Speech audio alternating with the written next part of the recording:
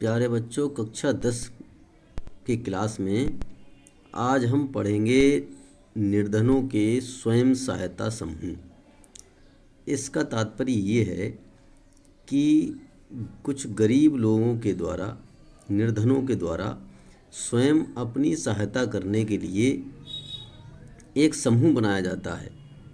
जो आर्थिक रूप से कमज़ोर होते हैं व्यक्ति, वो स्वयं अपनी सहायता करने के लिए एक समूह का निर्माण करते हैं, जिसे स्वयं सहायता समूह कहा जाता है। और ये ऐसा समूह होता है जिसके सदस्य छोटी छोटी बचत करके उसे इकट्ठा करते हैं और समूह के सदस्यों की परस्पर सहायता करते हैं। जिसको भी सहायता की आवश्यकता होती है, उसकी सहायता उसी समूह के द्वारा एकत्र धन से की जाती है। इसकी एक निश्चित प्रक्रिया होती है, इसके कुछ नियम होते हैं जिसका सभी सदस्यों को अनिवार्य रूप से पालन करना पड़ता है। किसी भी स्वयं सहायता समूह के द्वारा एक दूसरे की जो मदद की जाती है, तो इस समूह में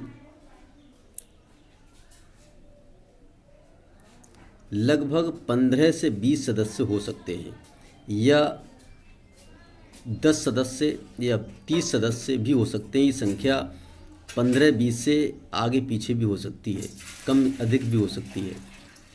और ये स्वयं सहायता समूह का जो उद्देश्य है, वो गरीब लोगों को बचत करने की क्षमता विकसित करना होता है। इसमें प्रत्येक जो व्यक्ति होता है, वो प्रतिदिन 25 रुपये से लेकर 100 रुपये या 500 रुपये, जितनी वो कर सकता है, वो अपनी बचत करता है। और जो समूह के सदस्य होते हैं, वो रोज़ाना अपनी बचत का हिस्सा समूह में जमा करते हैं, और इससे उनकी बचत क्षमता बढ़ती है और स्वयं सहायता समूह के पास एक बड़ी संख्या में धन इकट्ठा हो जाता है। इस धन को स्वयं सहायता समूह अपने सदस्यों में बांटता है या ऋण के रूप में देता है, जिसे बहुत कम ब्याज दर पर दिया जाता है। यह साहूकार के द्वारा जो ब्याज लिया जाता है, उससे बहुत कम ब्याज में ऋण दिया जाता है।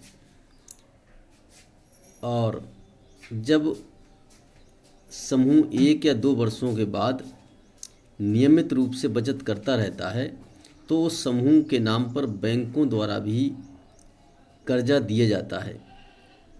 बैंकों के द्वारा ऋण समूह के नाम पर दिया जाता है, जिसका प्रमुख उद्देश्य उस समूह के सदस्यों को रोजगार के अवसर मुहैया कराना होता है। सदस्यों को छोटे छोटे ऋण दिए जाते हैं, किस लिए?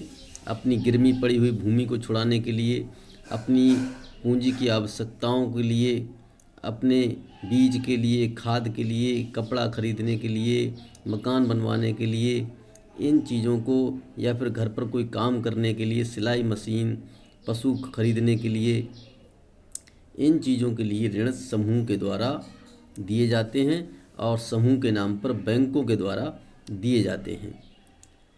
इसमें स्वयं सहायता समूह के अंतर्गत बचत व ऋण गतिविधियों से संबंधित निर्णय समूह के सदस्य स्वयं लेते हैं। समूह ही दिए जाने वाले ऋण, उसका लक्ष्य, उसकी धनराशि, उसकी ब्याज की दर, वापस लौटाने की अवधि के बारे में निर्णय करता है। और स्वयं सहायता समूह की एक सबसे बड़ी विशेषता ये है कि ये महिलाओं के द्वारा, अधिकतर ये महिलाओं के द्वारा गठित किए जाते हैं, और इसमें महिलाओं को आर्थिक रूप से आत्मनिर्भर बनाने में मदद मिलती है।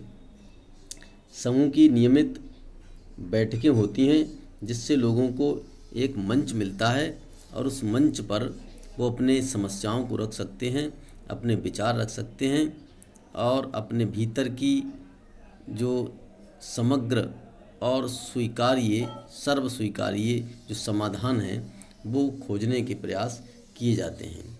तो स्वयं सहायता समूह को हम आसानी से और भी समझ सकते हैं। जिस प्रकार से कुछ लोग एक कमेटी जैसी बनाते हैं, हमारे आमतौर पर हमने देखा होगा, वो रोज़ाना 100 रुपये इकट्ठे करते हैं, तो एक महीने में एक व्यक्ति 3,000 रुपये इकट्ठे कर देता है।